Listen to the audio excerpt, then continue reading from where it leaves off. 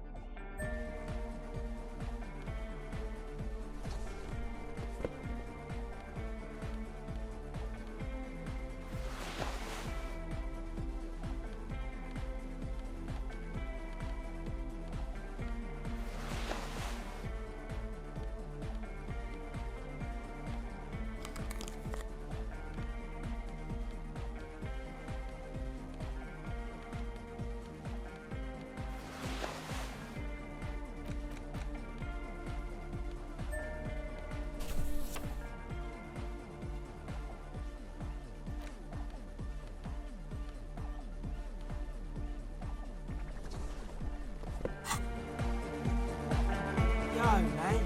What's on your mind?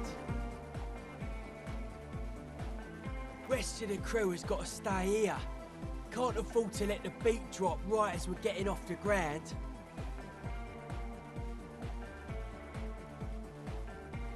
Much love to my hardcore antenna brothers! Good luck, guys. Try to squeeze in a promo spot while you're on air. We've got to start putting the word out. Back across the waterlock. At least we're getting our exercise in today.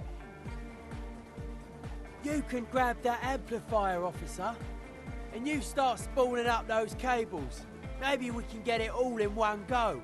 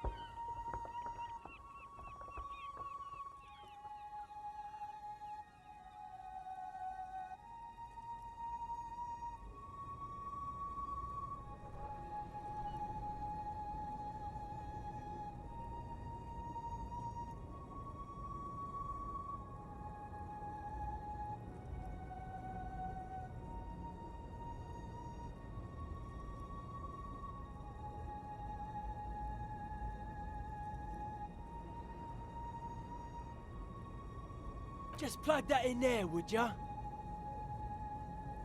It's done. I believe we are ready. Yeah, as ready as we're gonna be. Grab one of these can sets, both of ya. I've got it rigged so that we can all listen, but only your cop talk will broadcast.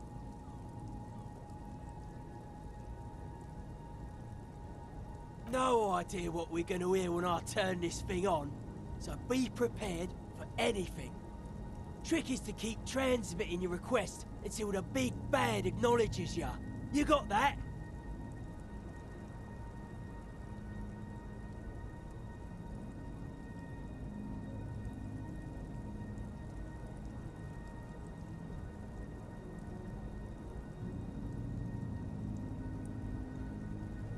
Honestly, that might be for the best.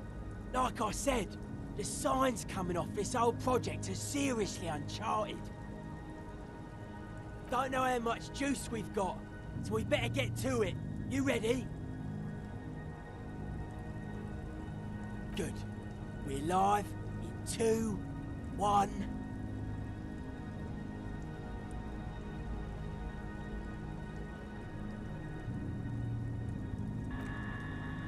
A soft rustling between your ears a winterscape with fast-falling snow. Every light switch, every motor carriage, every doorbell, tea kettle, and radio in Martinez, all mingled with electrical interference caused by scattered thunderstorms over Ozone. Hey, Lawman, we're waiting on ya. That's up to you. I don't know your call sign. You're all alone out there, wandering a blasted heath, calling out to the night. But there is no reply, except for the buzzing of invisible machines. The lieutenant looks up at you with a nervous glance. Nervous for who, though? You cannot say. Give it another go. Perhaps you're simply imagining it, but it seems as though you're learning to pull apart the fibers of this auditory felt. You focus on one strand in particular, one that sounds very nearly human. Nein, Liebling, das lasse ich nicht zu. Wie kannst du unseren Jungen bloß auf einen dieser Dinger nach Bredefort schicken? Marianne, mir erzählt, dass Oscar nicht mehr, seit er auf einem Luftschiff aus Grab zurückgekommen ist. Halten ihn die Psychologen für vollkommen normal. Aber sie hat das Gefühl, seit seiner Rückkehr mit einem Fremden zusammenzuleben. Something about her son going to Bredefort on an aerostatic to see some psychologists. Or maybe the psychologists are saying it's normal to have feelings for strangers. Foreign languages were never your strong suit. Liebling, bitte. Er ist unser einziges Kind. Er kann doch auch nächstes Jahr zur Akademie gehen. Is that what you call those radio spookers? Didn't know they had a technical name. Either way, you gotta keep it up till we get through.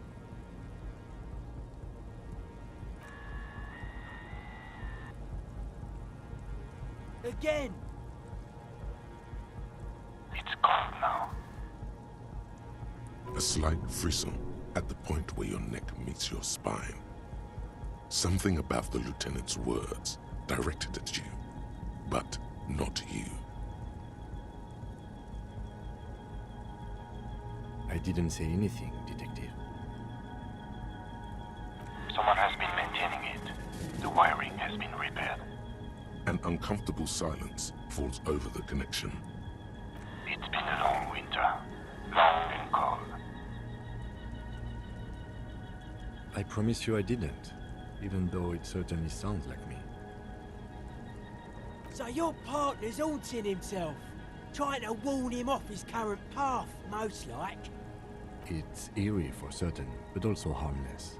I just wish I could remember what I was talking about. Natürlich halten ihn die Psychologen für vollkommen normal. No can do. This is it. The only way forward is the hardcore way. Straight through. Now give it another go. But someone has been maintaining it. The wiring has been repaired. Dubois, please acknowledge. Liebling, bitte. Er ist unser einziges Kind. Warship Archer, please identify. The signals are getting increasingly mixed. Plucking Archer's signal from this will be like isolating a single strand from a tangle of hair.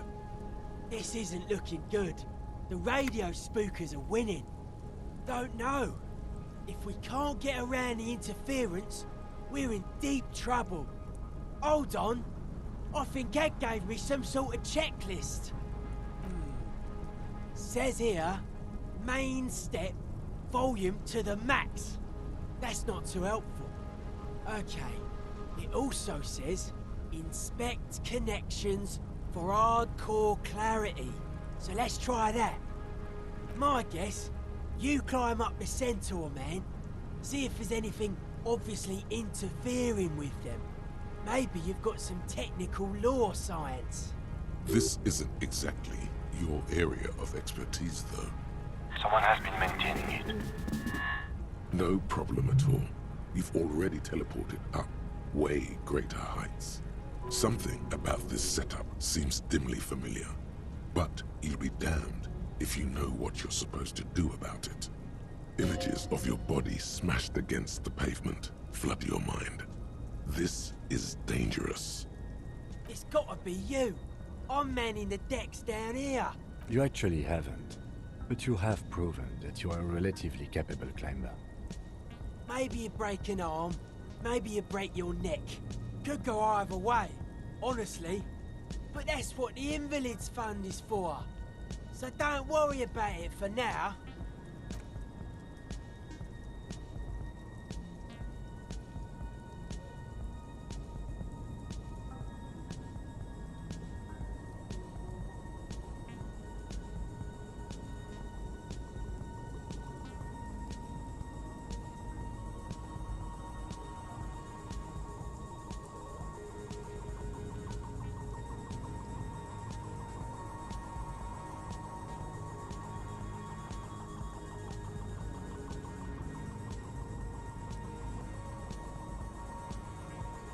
Your gloves give you a solid grip on the metal bar. This feels pleasingly familiar. You don't exactly cut a lithesome figure, but after several moments of scrambling, you manage to hoist yourself atop the monument.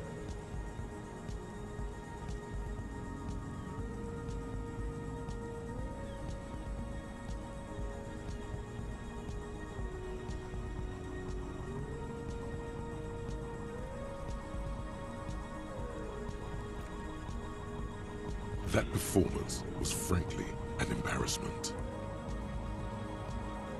You're doing all right, Detective. Just keep your focus on the task at hand. The connection itself is nothing more than a little braid of exposed wire wrapped about the hoof of the horse. A copper fetter it cannot slip. The whole monument is covered in a thin but durable layer of oil and grime. It's obvious no one has cleaned it in years. If you had something alcoholic, you could dissolve the oils, creating a cleaner and clearer connection. Now's really not the time, Detective. It is. It's the time of desperate measures. He's using his party fuel to clean the connections. Once the alcohol has had time to dissolve the oils, you wipe off the bar with your sleeve and reattach the cable. Yeah, maybe it helped a little, but the overall picture is still pretty softcore, at best. Unser einziges Kind. Kann doch auch nächstes Jahr zur Akademie gehen. Hang on. I'm looking at Egg's checklist. He says, if all fails, bend antenna. Narrow is the hardcore way. That make any sense to you?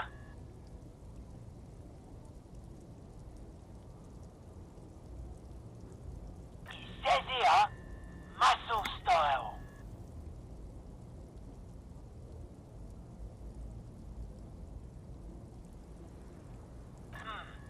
Good question. Maybe he's saying we're casting too wide a net. Gotta narrow our receiving band so we pick up the big bad without the spookers. Since you're already up there, I say you should do it. The speed freak is right. The responsibility is yours and yours alone. There's no turning back now.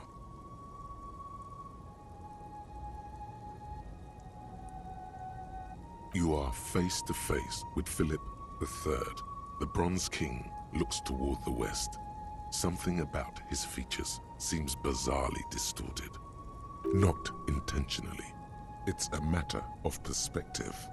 The king was never meant to be seen from such an angle as you've attained.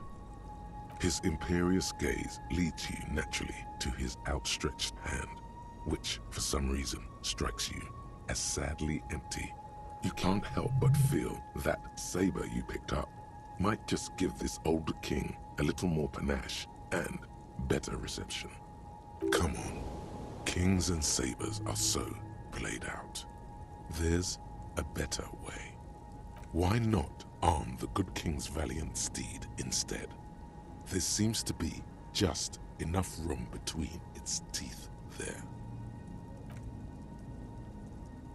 To your surprise, the saber slides snugly between the horse's beard teeth. There is no way that is going to make any difference. Nah, every bit helps. We need this antenna to be as hardcore as humanly possible. This faithful steed cuts a dashing figure with the replica saber between its teeth. The sky is grey and overcast. Somehow, the raindrops seem to fall more slowly from this angle.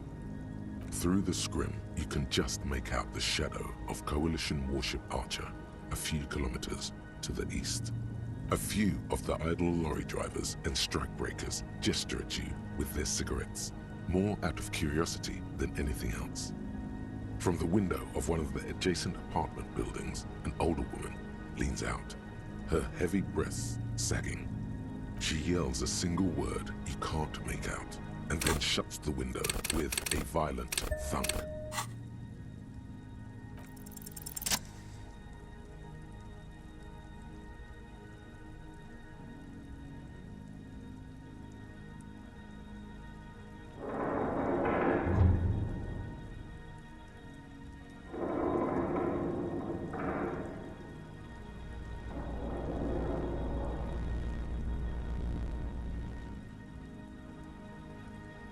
Your grip is firm, yet controlled.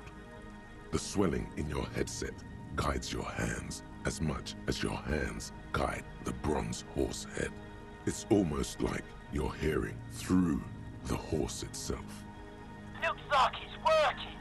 Keep going. Just a bit more. Nein, Liebling. The signal is clear. The storm has passed. This is another voice, a live voice on the other end of this invisible bridge you've established. Try it now.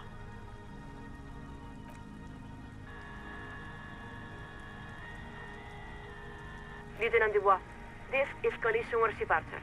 We are acknowledging and accepting it. There it is. The big bad. Now be quick. I'll keep us aligned as long as I can. This is it. You're finally getting to speak with those who hold real power. And by that, we mean the ones with the guns and the warships. There is so much you wish you could ask. Your efforts have bought you some time, but you can't forget what you're really here for. Please be advised that you are speaking on a public frequency. What is your request?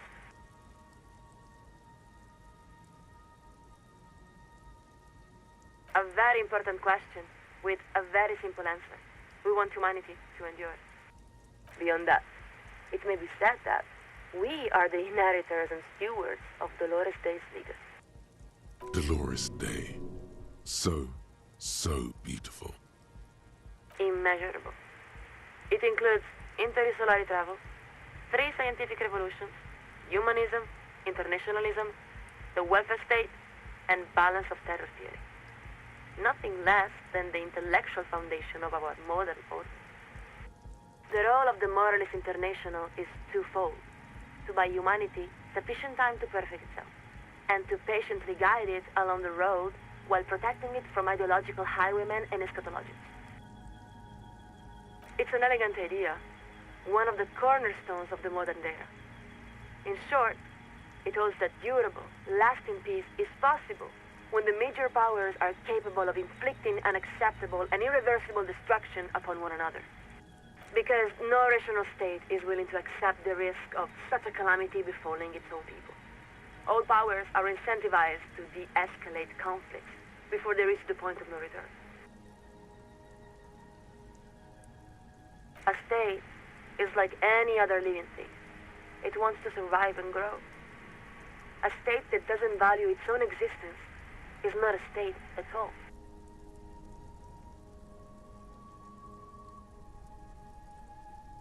It was established by many of the same founding party members who elected Dolores Day, and who, after her assassination, dedicated their lives to the continuation of her political and intellectual projects. There are many. The communists say they are the next dialectical step in an inexorable spiral of progress. They claim to have resolved the inherent contradictions of moralism, and believe they're just one revolution away from establishing a humanist paradise. The fascists say they are both the ancestors of and the successors to Deloreanism. In other words, they believe that Dolores Day's reign simply represents a glorious phase of expansion within a greater Franco-Nigerian heritage. They criticize the DeLorean project for accepting and integrating new peoples rather than forcefully subjugating them. And then, there are our prodigal cousins, the Vazan Social Democrats, who hold our same values and have even adopted many of our same rights and iconography, though they persist in rejecting the umbrella of moralism. For some reason, it's the Social Democrats she sounds most exasperated with. Yes. Atomic war, environmental degradation, resource exhaustion, viral pandemic, supervolcanism, runaway anthropogenetic collapse. If the opportunity presents itself, perhaps you should mention the 2mm hole you recently discovered. This is why it is critical for the international community to work toward peace and cooperation between nations. There's simply too much at stake. The RCM exists under the umbrella of the Coalition, just as the Coalition exists under the umbrella of the Moral Intern. At the same time, the RCM is not exactly of the Coalition. It's our understanding that the RCM's organizational structure predates the Coalition. We believe it may even be modeled after the communal brigades themselves. There is some truth to that. But in a practical sense, it's the responsibility of the ethics divisions to ensure that both organizations are working towards the same ends. One now committed to upholding moralist values. Strange, isn't it? History is a river coursing ever downward. Occasionally, its course is redirected in mysterious and unexpected ways. Let us answer your question with a question. Have you ever seen evening fall over the old town of Elysium? If you have, then you would remember. It is one of the great wonders of the world, impossible to mistake or forget. The heart of the city, the old town, is a district composed of weathered marble, comprising thousands of columns and arcades arranged around a series of grand plazas. During the day, it's a beautiful sight, equal to any of the great cities of Pericarnassus. But as the sun sets, the shadows gather to form an intricate ombre lattice. When you see it, you suddenly understand. It was all built for you, for this very moment. The name Advesperasket means evening comes. By thousands of people over many centuries, in keeping with a precise plan each believed in, but never expected to see the final completion of. Not only that, but you are also part of that centuries-long plan. When you cross one of the open plazas, your own shadows is effortlessly woven into the great lattice work, a deliberate synthesis of humanity, art, and the natural world. It is possible. We grew up there. We have seen the lattice with our own eyes. She was. There are even those who say that Advesperashet summoned Dolores Day, or that it was built in preparation for her, centuries before her arrival. That's why the old town is sometimes called the ceremonial heart of humanity. Of course, such a city does not spring from nowhere, nor does it endure without effort. Its construction was the work of many generations, and its preservation is an equally monumental responsibility. About 3,000 years. She really had that on the tip of her tongue. It's like she has the timeline laid out right in front of her. That depends on how you look at it. Since the Pericarnassian incident, there have been nearly 8,000 years of recorded history. Viewed from that perspective, we are nearly 3/4 of the way there.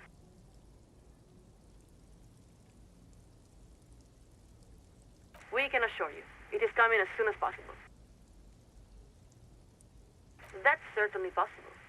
Though, of course, it depends on the contingencies. You must understand, the Moral Intern is responsible for ensuring the continuance and flourishing of mankind for the next 3,000 years. The Planning Division must account for a great many possible outcomes and chance events. Fortunately, we have contingency spreads to help guide our decision-making. Of course, there is no one spread that can reasonably account for all these possible events. But at least, we're able to prepare for the most likely eventualities. It's not really our area of expertise, but we can try to explain. Picture a smooth hill made from fresh dirt.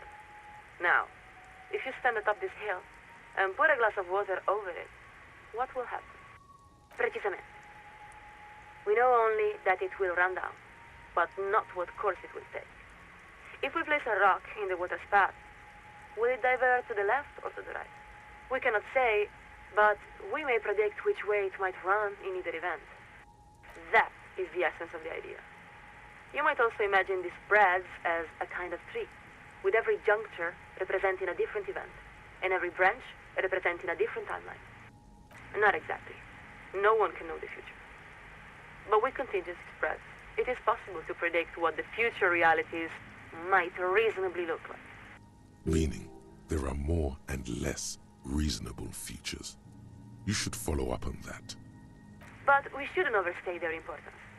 They are simply one of many tools used by the moral intern to set policy.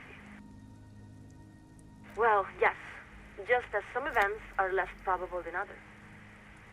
While we expect the vast majority of realities will fall within a normal confidence interval, there must necessarily be some that fall outside that range as well. It may be. We're only a second signaler, not a metaphysician. It's a rather cold way to think about the world, isn't it? The key, we believe, is to be open to meaning, even amidst great uncertainty.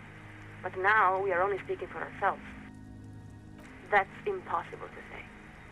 It may be that Revachol has a great role to play, or no role at all. That is the nature of contingencies. But didn't the Wild Pines representative say that Revachol would resolve history? You must understand, when we speak of contingency spreads, we are talking about the most fantastically complex data visualization human beings are capable of producing, with thousands of events, from elections and wars to natural disaster or scientific miracles, and millions of possible outcomes. It may be the case that, under certain scenarios, Revachol is vitally important, as it was during the Coalition landings in 08.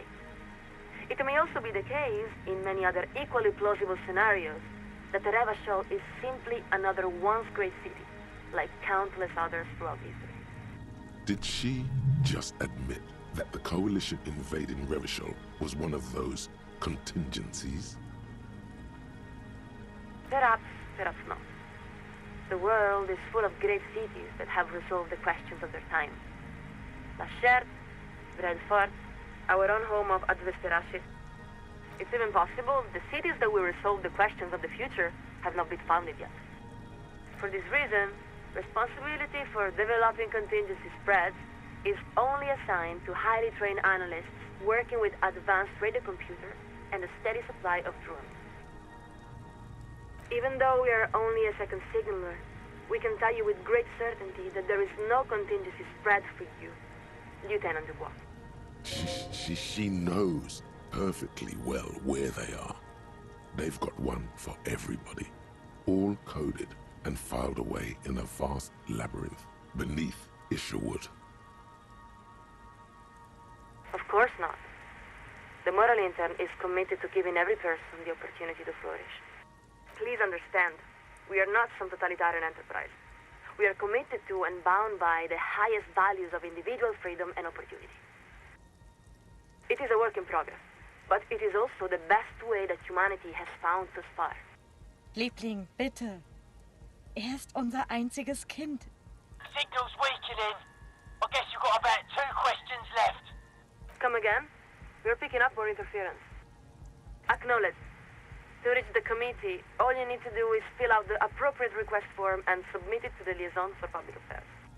If the liaison accepts your request, you will be invited to address the committee at their next quarterly public hearing. We believe the next hearing is scheduled for July. She's got to be jerking your chain, right? You can't wait that long.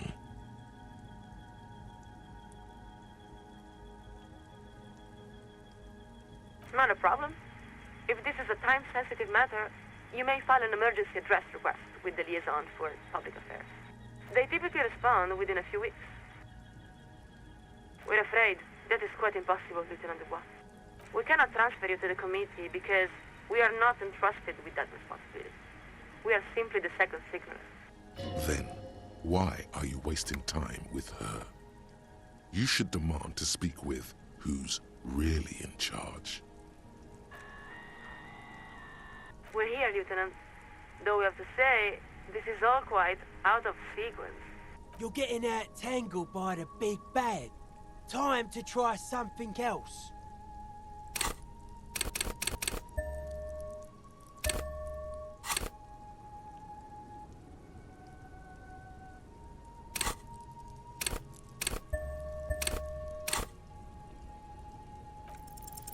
This isn't about you. Not really. It may have been at a certain point, but you've let go of that perspective. This is about your responsibility to all of Revachon. Now, take a deep breath. Look upward. You don't have to bear the burden alone. What? How do you know this?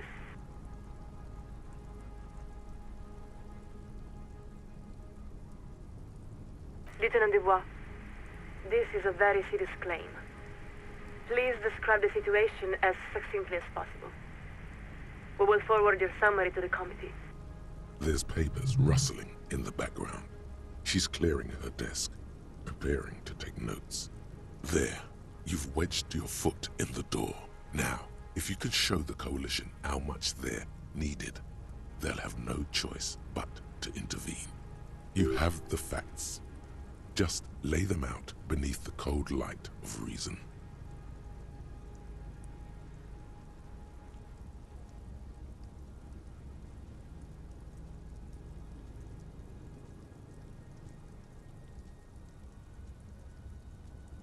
Please continue. We're listening.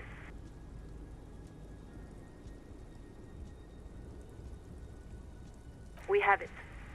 Is there anything else the committee should know? Detective, before you answer that, I urge you to weigh your words extremely carefully.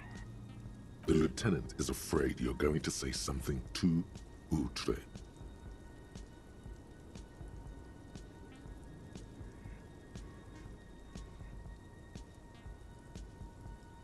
We're afraid we must ask you to repeat that, Lieutenant Dubois. Afraid? What is she afraid of? Her tone has shifted. She's no longer herself. She's reading from a script. Your words have activated some sort of procedure. Never mind that. All you need to do is repeat what you just said. Do as she says. There's no other option. Acknowledge. Listen very carefully, Lieutenant. We're going to ask you a series of questions. It is imperative that you answer as directly and truthfully as you can. Do you understand? Good. First question. Are you currently in the vicinity of Surragli, the North Arcade Islands, or near Pale Offshore Platform in Solindico? Very good. Next question. Would you describe the phenomenon as internal to the Isola or external to the Isola? What she means is, actually, you have no idea what those words could mean in this context. Answer the question, please. Next question. At the time, did you experience sense objects? Yes. Examples may include sound, memory, light.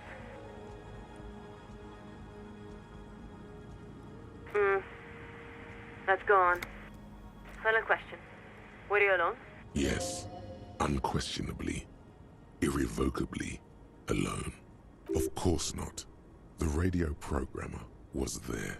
You are part of a large family. You are never alone. There's no need to overthink this. We repeat. Were you alone? You hear the sound of a page ripping. Thank you, Lieutenant. Please stand by while we transmit our summary. A long winter. Signals are starting to misalign. Not sure how much longer I can hold them together. Lieutenant Dubois, this is Coalition Warship Archer. Please acknowledge. Thank you for standing by.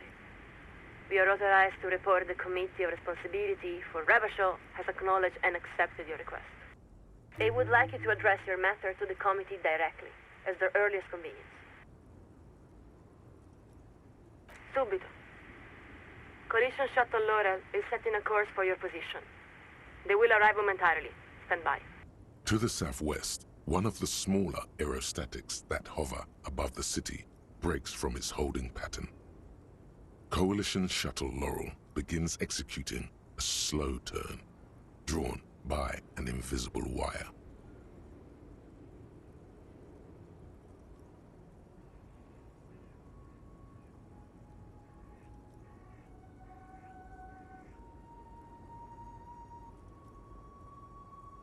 No way! Big Ben's coming here! The lieutenant adjusts his microphone and slowly looks up toward you. Well, what now? You've accomplished your side task. You've contacted Coalition Warship Archer. I suppose what I'm asking is whether we are about to lose you to the moral intern.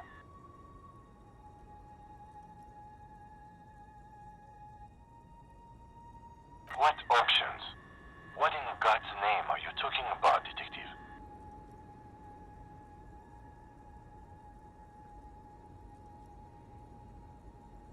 But you see, Detective, that feeling is simply an illusion caused by distance. Whether you choose to see it or not, the reality does not change. The lieutenant takes a moment to compose his thoughts. Detective, each of us has our part to play in the world. My part is to solve crimes. I am under no illusion that my role isn't a minor one in the scheme of things. But I embrace it because it's my role, and it's yours too, Detective, whether you accept it or not. The lieutenant's final words are nearly swallowed by the roar of the aerostatic's main rotors. Lieutenant Dubois, this is Coalition Warship Archer. We have been instructed to inform you that the Laurel arrived at your position. Please acknowledge. No shit. How are they supposed to hear your acknowledgement over the thundering of their own rotors? Thank you. The Committee of Responsibility for Rebel has authorized us to offer you an immediate extraction. Do you accept? We are far past that point, Lieutenant. There is only one question now. Are you ready, or are you not? The roundabout, Martinez North, daytime. Across the plaza, a pair of seagulls fight over the remains of a chicken wing. The speed freak eyes you with a curious blend of awe and contempt. He's torn. There's nothing more softcore than the Coalition, according to his worldview. And yet, having summoned an aerostatic with your voice is one of the most hardcore feats imaginable. The lieutenant looks up toward you. He starts to open his mouth, then appears to think better of it. He's spoken his piece, he thinks. It's up to you now. There is something, a whisper, circulating among the city's footnoted alleyways and along its electrical wires. But what it's saying, you can't tell. It seems to be a message meant for someone else. Acknowledge. Laurel has initiated the extraction procedure. Stand by. Marianne hat mir erzählt, dass Oscar nicht mehr derselbe ist, seit auf einem Luftschiff zurückge... Weeks later, no answers about extracted cop. The condition and whereabouts of an RCM officer extracted by a Coalition aerostatic 2 weeks ago remain unknown. The dramatic maneuver witnessed by dozens near the North Roundabout has reportedly increased tensions between the citizens of Martinez, the RCM, and Coalition authorities. Early reports that the lieutenant was investigating entropinetic phenomena along the coast have not been confirmed. According to an official statement given by the RCM, the lieutenant was in Martinez as part of a murder investigation. A Coalition representative declined repeated requests for comment.